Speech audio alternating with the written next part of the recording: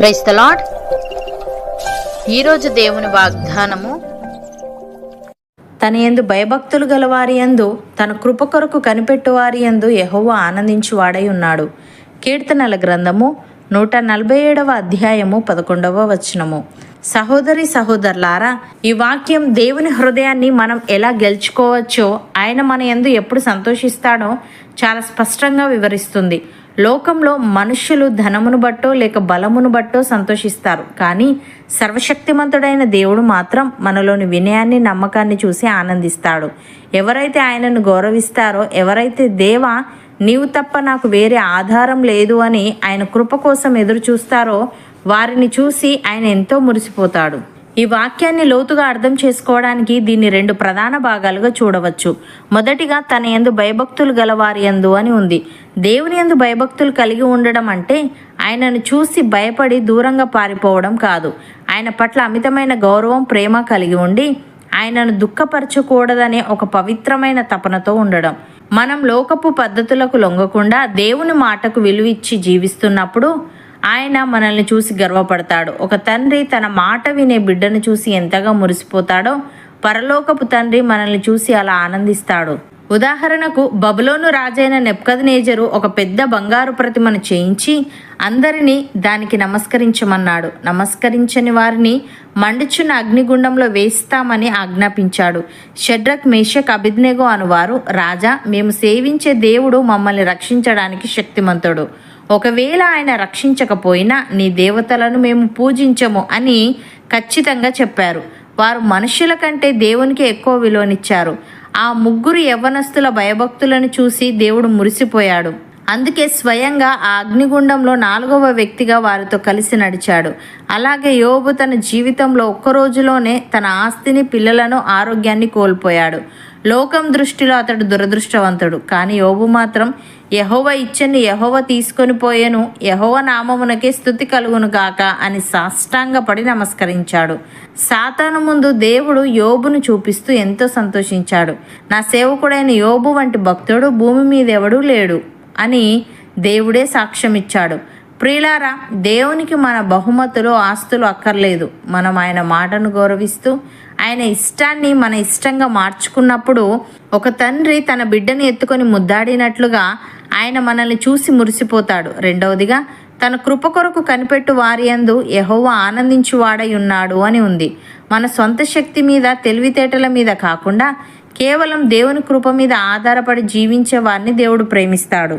ప్రభువా, నా వల్ల ఏమీ కాదు, నీ కృప ఉంటేనే నేను విజయం సాధించగలను అని ఎవరైతే ఆయన కోసం కనిపెట్టుకుంటారో వారిని ఆయన ఎన్నడూ చేయి విడవడు.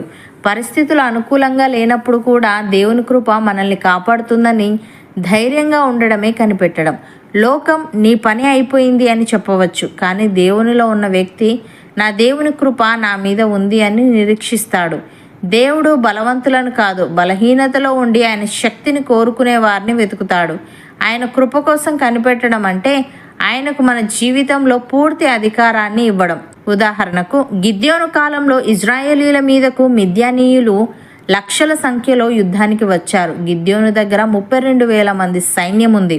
దేవుడు ఆ సైన్యాన్ని కేవలం 300 మందికి తగ్గించాడు. వారు తమ శక్తితో గెలిచామని గర్వపడకూడదని, ఆయన కృపతోనే గెలిచారని వారికి తెలియాలని దేవుడు అలా చెప్పాడు. గిద్యోను తన తెలివితేటలను నమ్మకుండా దేవుని మాట మీద ఆధారపడ్డాడు. తన కృప మీద ఆధారపడిన ఆ 300 మందితోనే దేవుడు అద్భుత విజయాన్ని ఇచ్చాడు. ప్రియులారా, ఈ వాక్యం ద్వారా మనకు అర్థమయ్యే విషయం ఏమిటంటే, దేవుడు మన దగ్గర నుండి గొప్ప కార్యాలను ఆశించడం లేదు, ఆయన పట్ల సరైన హృదయాన్ని ఆశిస్తున్నాడు. ఈరోజు మీరు దేవుణ్ణి సంతోషపెట్టాలని అనుకుంటున్నారా? దేవుడు మీ పక్షాన ఉండాలని కోరుకుంటున్నారా? మీరు పెద్ద గొప్ప కార్యాలు చేయక్కర్లేదు. కేవలం ఆయన యందు భయభక్తులు కలిగి ఉండండి. ఏ విషయంలోనూ తొందరపడి లోకపు నిర్ణయాలు తీసుకోకుండా ఆయన కృప కోసం ప్రార్థనలో కనిపెట్టండి. మీరు అలా కనిపెట్టినప్పుడు దేవుడు మీ యందు ఆనందిస్తాడు. ఆయన ఆనందిస్తే మీ జీవితంలో ఆశీర్వాదాల వర్షం కురుస్తుంది. మీ కష్టాలు తొలగిపోతాయి. మీ హృదయానికి నెమ్మది కలుగుతుంది. సృష్టికర్త అయిన యెహోవా మీ యందు సంతోషిస్తున్నాడు అంటే విశ్వమంతా మీ పక్షాన ఉన్నట్లే. ఈరోజే మీ భారమంతా ఆయన మీద వేసి ఆయన కృప కోసం నిరీక్షించండి. ఆయన మీకు అద్భుతమైన మార్గాన్ని సిద్ధపరచునుగాక. అవును అన్నవారు నాతో పాటు ప్రార్థనలో ఏకీభవించండి. పరిశుద్ధుడా, ప్రేమగల తండ్రి, నీ యందు భయభక్తులు గల వారి యందు, నీ కృప కొరకు కనిపెట్టు వారి యందు నీవు ఆనందించు వాడవై ఉన్నావని, మా ధనమును బట్టో బలమును బట్టో కాకుండా నీ యందు మేము కలిగి ఉన్న భయభక్తులను చూసి నీవు మురిసిపోతావని, లోకపు గుర్తింపు కంటే నీవు మా యందు ఆనందించుటే మాకు గొప్ప భాగ్యమని తెలియజేశావు.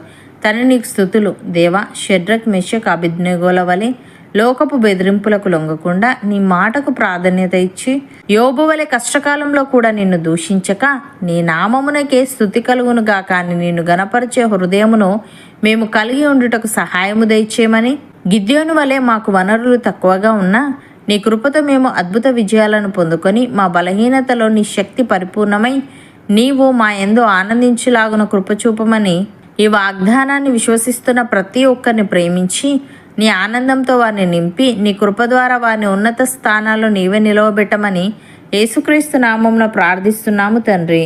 ఆమెన్.